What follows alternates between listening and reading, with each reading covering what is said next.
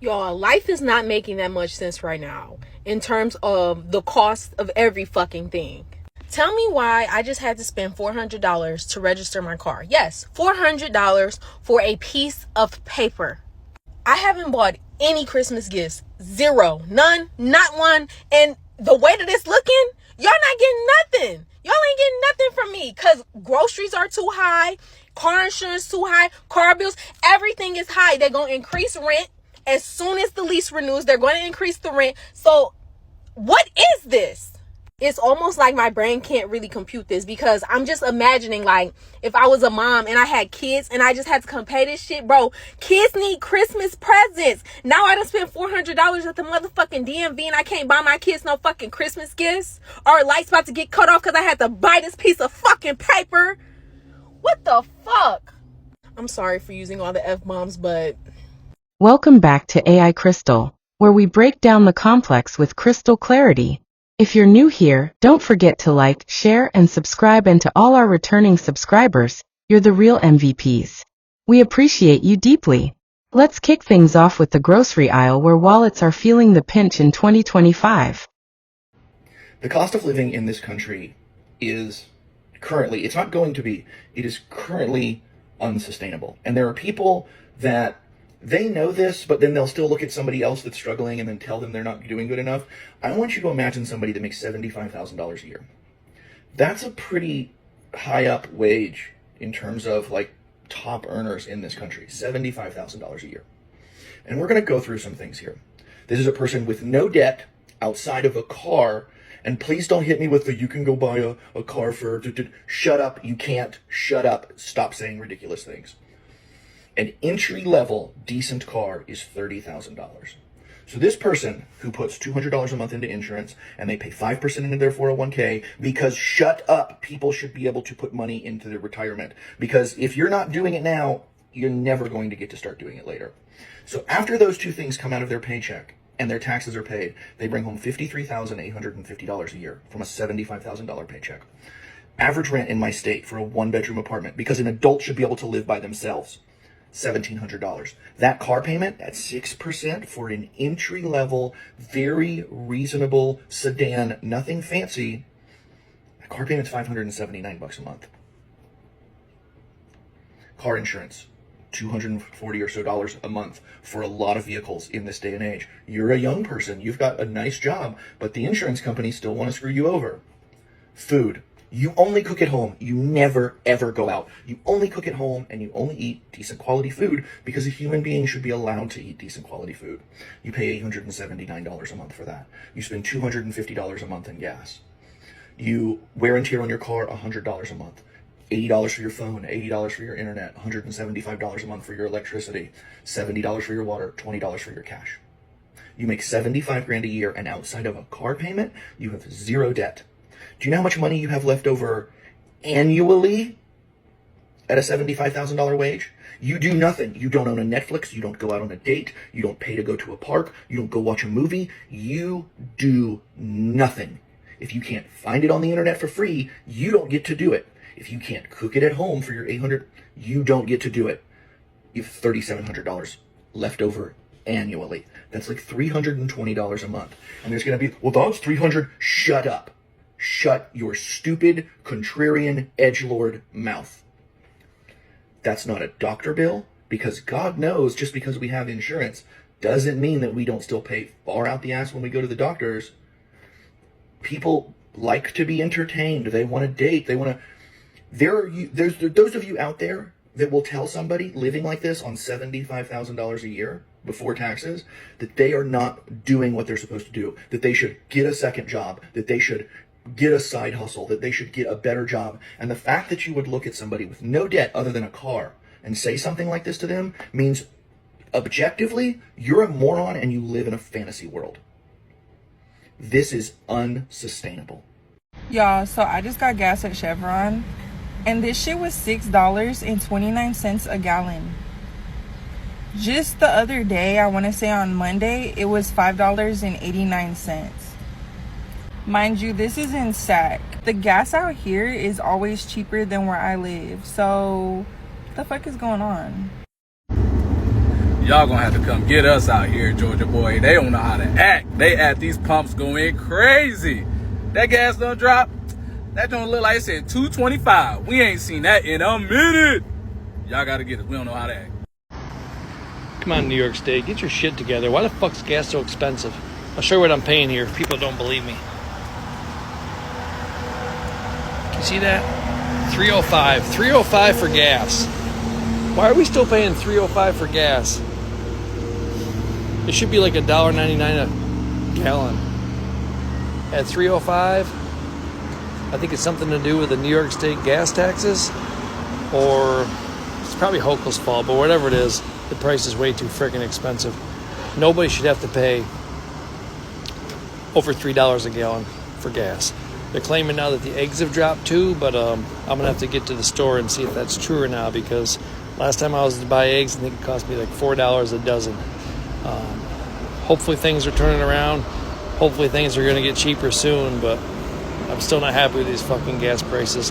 And I think New York State has a lot to do with it. Mainly our governor, rip-off taxes.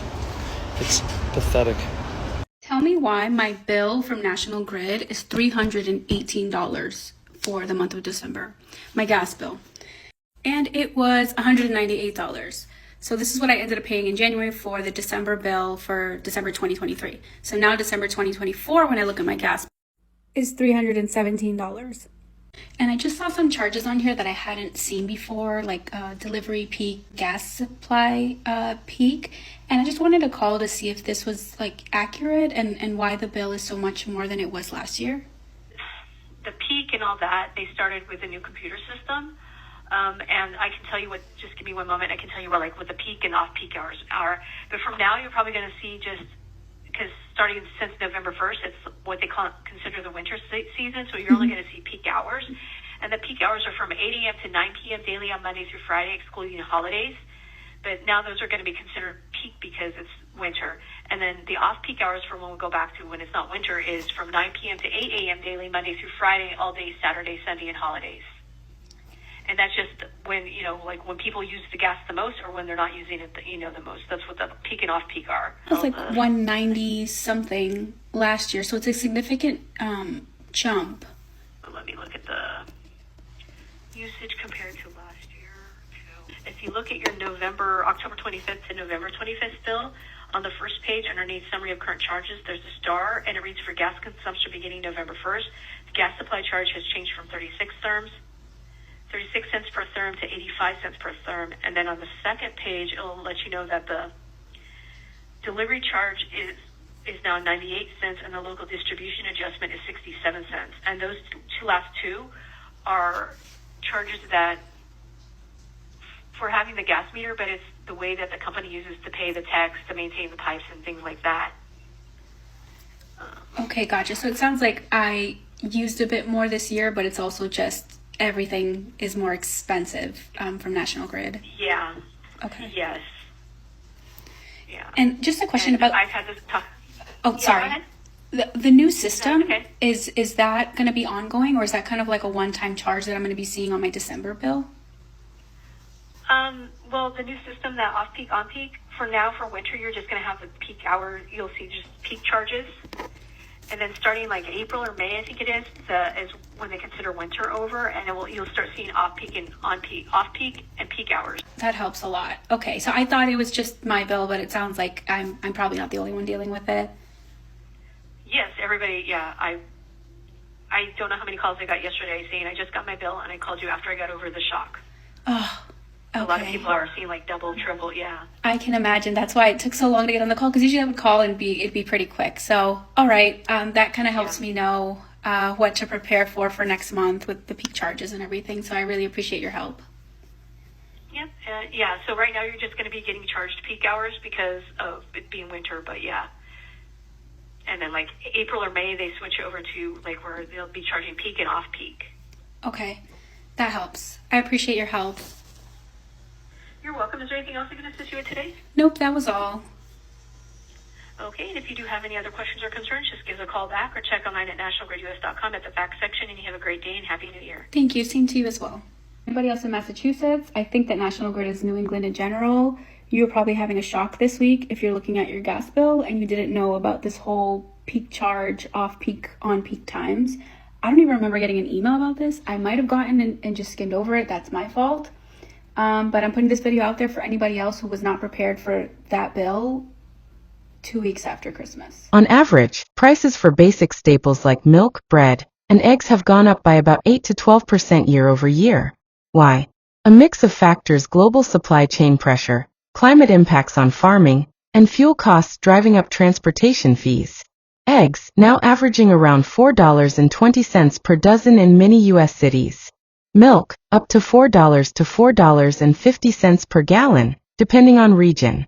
Fresh produce, especially items like berries and avocados, have surged due to weather volatility. Even rice and pasta, once affordable staples, are now seeing 10 to 15% hikes due to global grain demand. That weekly grocery trip is now a budget challenge, and meal planning is more strategic than ever. Next up, fuel. Gas prices in 2025 have been volatile. As of now, the national average in the U.S. is around $4.30 per gallon, with California pushing past $5.50 in some areas. This is largely due to geopolitical tensions affecting oil supply, transition policies to clean energy impacting refinery investments, and ongoing OPEC+ strategies controlling output. For commuters and rideshare drivers, that's a serious hit, and it's nudging more folks toward EVs and public transport. The cost of rent and utilities has also jumped in many urban areas. Rent up by 7 to 10% in metro cities. Electricity, higher demand and aging infrastructure means rates have climbed 6 to 8%. Internet, holding steady or rising slightly, depending on your provider. So yes, the inflation dragon hasn't left the room, but people are finding creative ways to cut costs. And remember, this isn't just about survival, it's about adapting smartly. Thanks for tuning in to AI Crystal, where we turn today's chaos into tomorrow's clarity. Hit that like button, subscribe for more deep dives, and share this with someone trying to make sense of their budget in 2025.